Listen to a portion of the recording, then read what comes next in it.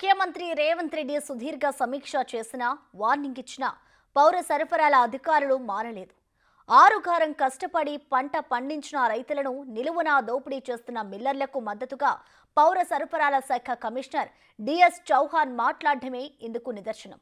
అసలు గింజ తయారు కాకుండానే రైతులు పంట కోస్తున్నారని చౌహాన్ కామెంట్ చేశారు.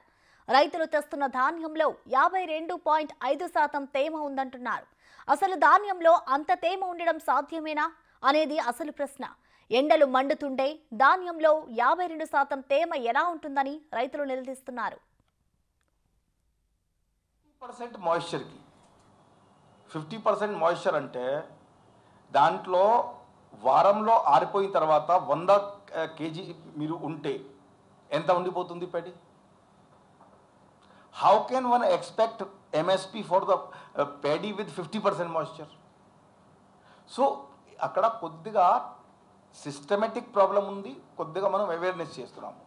హార్వెస్టింగ్ మషీన్ మేము అంతకుముందు యాక్చువల్గా మేము ఎక్స్ప్లెయిన్ చేసాము. హార్వెస్టింగ్కి కానీ ఫ్రూట్కి కానీ ఒక పండించడానికి ఒక సమయం ఉంటుంది.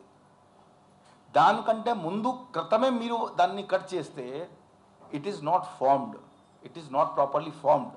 ఆ పత్తి ఫార్మ్ అయ్యే ముందే మీరు కట్ చేసుకొని తీసుకువస్తే దానికి ఎట్లా రేటు వస్తాయి? సో ఇక్కడ కొంత సమస్య ఏంటి అంటే హార్వెస్టర్ కొన్ని ఉన్నాయి. ఇప్పుడు మీరు బుక్ చేశారు, ముందరికి యాక్చువల్గా మీ క్రాప్ పండుతుంది 1 వీక్ తర్వాత, కానీ 1 వీక్ తర్వాత ఖాళీ ఉండదు, ఇప్పుడే వచ్చి ఇచ్చేస్తాం. అది కొద్దిగా నాలెడ్జ్ లేకపోవడం వల్ల. సో మీ అందరికీ సహాయ సహకారం దాంట్లోనే